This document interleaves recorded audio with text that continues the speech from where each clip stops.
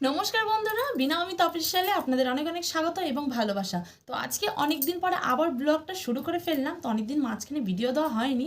তো দেখো, চান টান করে পুরো রেডি সেডি হয়ে গেছি। আর দিনগুলো এতই খারাপ যাচ্ছে, কি বলবো তোমাদের। প্রতিটা দিন মানে ঝিরঝিরি করে বৃষ্টি হয়েই যাচ্ছে কন্টিনিউ। এত ভিজা ওয়েদার একদমই ভালো লাগে না। হ্যাঁ, হঠাৎ দু একদিন বৃষ্টি হলো সেটা ভালো লাগে, কিন্তু রেগুলার এমন বৃষ্টি হলে কার ভালো লাগে ভাই। ঘর থেকে বেরোতে পারছি না, কিছু করতে পারছি না, মানে যাতা ব্যাপার একটা, কি বলবো। তাই রোজই ব্লগ আর স্টার্ট করছি না, কারণ বেরোতে পারছি না, কি দেখাবো ঘরের চার দেয়ালের ভেতরে।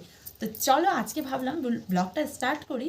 তো অনেকদিন মানে কদিন পরে করছি দেখে একটু তুতলে যাচ্ছে, তোমরা একটু ম্যানেজ করে নিও, কিছু মনে করো না। তো চলো আজকে কি কি করি সেটা তোমাদের সাথে শেয়ার করবো। আর হ্যাঁ, পুজো টুজো দেওয়া পুরোপুরি কমপ্লিট হয়ে গেছে, তোমাদের একটা স্পেশাল জিনিস দেখাবো। তো চলো দেখিয়ে ফেলি।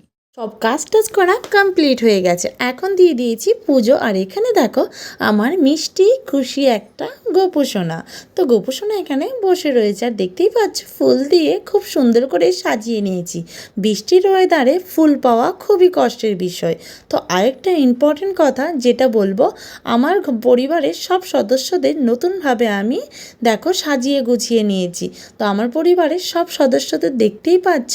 তা এরা হলো সবাই আমার পরিবারের সদস্য।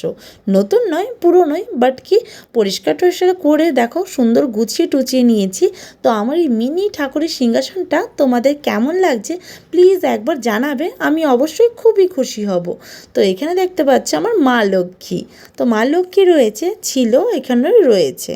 মামাকেও খাইয়ে দাইয়ে চান করিয়ে ঘুম পাড়িয়ে দিয়েছি। ওই যে দেখো মামা ঘুমিয়ে পড়েছে। তো এইমাত্র ঘুম পাড়িয়ে উঠলাম, মামাকে চান করায়নি, গরম জল করে মানে গরম জল করে গামছা দিয়ে ভিজিয়ে গা হাত পাটা মুছিয়ে দিয়েছি। কেন রোজ রোজ চান করাচ্ছি না, বৃষ্টি পড়ছে, এখন যদি চান করায় সর্দি আবার লেগে যেতে পারে, তাই রোজ রোজ চান করাচ্ছি না। তো চলো এখন বসিয়ে দেবো রান্না। কি রান্না করবো সেটাই তোমাদের সাথে শেয়ার। ভাবলাম রান্না করার আগে তোমাদের দেখিয়ে দেই কেমন পরিমাণে বৃষ্টি হচ্ছে।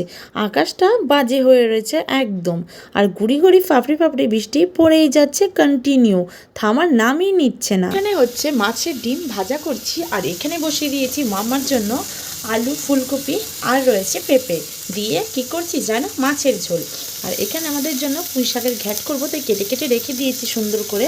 আর এক পিসি মাছ ছিল, আর মাছের একটা মাথা আছে, এটাই মামার জন্য আজকে ঝোল করব। তো প্রথমে সবজিগুলো মামার জন্য একটুখানি 2-3টে জিরে আর একটুখানি আদা দিয়ে ভেজে নিচ্ছি ভালো মতন। তো চলো তাড়াতাড়ি করে রান্নাটা করে নিই, তারপর তোমাদের সাথে।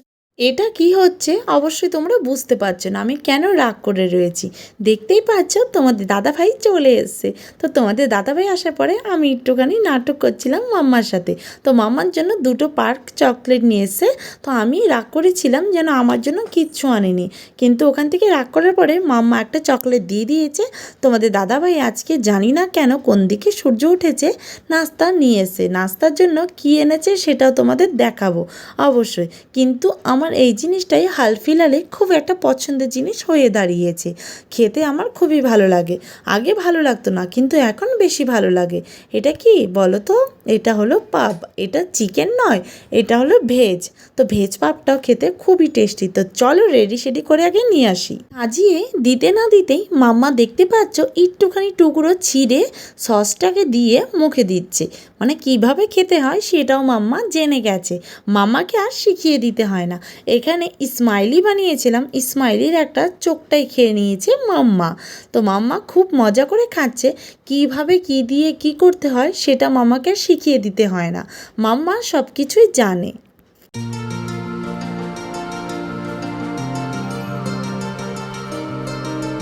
সন্ধেবেলায় সবাই চা কফি খায়, আর আমরা একটুখানি নাস্তা পার্টি করে নিচ্ছি। তো গুড ইভিনিং। তো গুড ইভিনিংয়ে আমরা টুকিটাকি নাস্তা করে নিচ্ছি। তোমাদের দাদাভাই একটু ঘরে এসেছিলো, ভাবলো আমার বউটা আর মেয়েটার জন্য একটু নাস্তা নিয়ে যাই।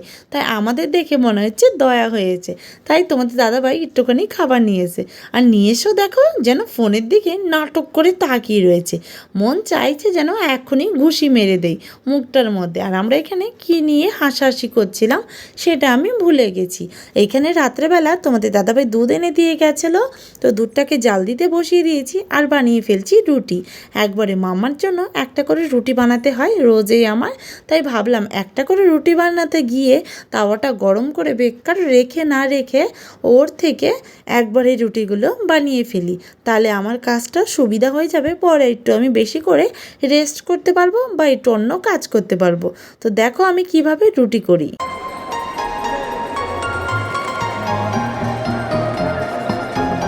দেখতে পেয়েছো রুটিটা ফুলেছে কি না? তা অবশ্যই যদি ফুলে থাকে, কারোর লোভ লেগে থাকলে চলে এসো আমাদের ঘরে। তো এক হাত দিয়ে একটু ভীষণ পরিমাণে অসুবিধা হয়ে যাচ্ছিল, তাই তোমাদের ভালো মতন দেখাতে পারলাম না। এখন বাজে রাত 10:30, তো ভীষণ পরিমাণে আমার খিদে পেয়ে গেছিলো, তাই ভাবলাম অল্প চানাচুর আর একটুখানি করে মুড়ি নিয়ে এখন নাস্তাটা করে ফেলি। দেখতেই পাচ্ছ অল্প নিয়ে নিয়েছি। আর মাম্মা গেছিলো ওর দিদির কাছে ঘুরতে, তো মাম্মা চলে এসে এখানে দেখো মাম্মা আর আমি একটুখানি দুষ্টুমি করে নিচ্ছি তোমাদের সাথে। তো মাম্মার সাথে আমার দুষ্টুমি করতে খুবই ভালো লাগে, আর আমার মাম্মা আমার সাথে ওর সময় কাটাতে খুবই ভালোবাসে। শুধু খেলতেই ভালোবাসে না, ওর পাপার সাথে খেলতে ভালোবাসে। আমাকে মাম্মা কেন যে ভালোবাসে না সেটা জানি না। তোমাদের আমাদের ভিডিওগুলো কেমন লাগে একবার প্লিজ কমেন্টে জানিও। যদি ভালো লাগে একটা করে লাইক আর কমেন্ট করো, নতুন থাকলে পেজটাকে সাবস্ক্রাইব করো। সবসময় প্লিজ তোমরা আমাদের সাথে থেকো, পাশে থেকো, তাহলে আমরা অনেক খুশি হব আর আমার আর মাম্মার নতুন নতুন ভিডিও দেখাবো। তো ফাইনালি তোমাদের দাদাভাই 12:30টার দিকে চলে এসছে। তো আসার পরে এখানে দেখো খেতে বসে পড়েছে। তো কী বানিয়েছিলাম, পুঁই শাকের ঘ্যাট আর ছিল মাছের ডিমের বড়ার ঝাল। তো সেইটা দিয়েই তোমাদের দাদাভাই খেতে শুরু করে দিয়েছে, মাম্মাও ঘুমিয়ে পড়েছে। তো চলো ভিডিওটা এই পর্যন্তই, বাই।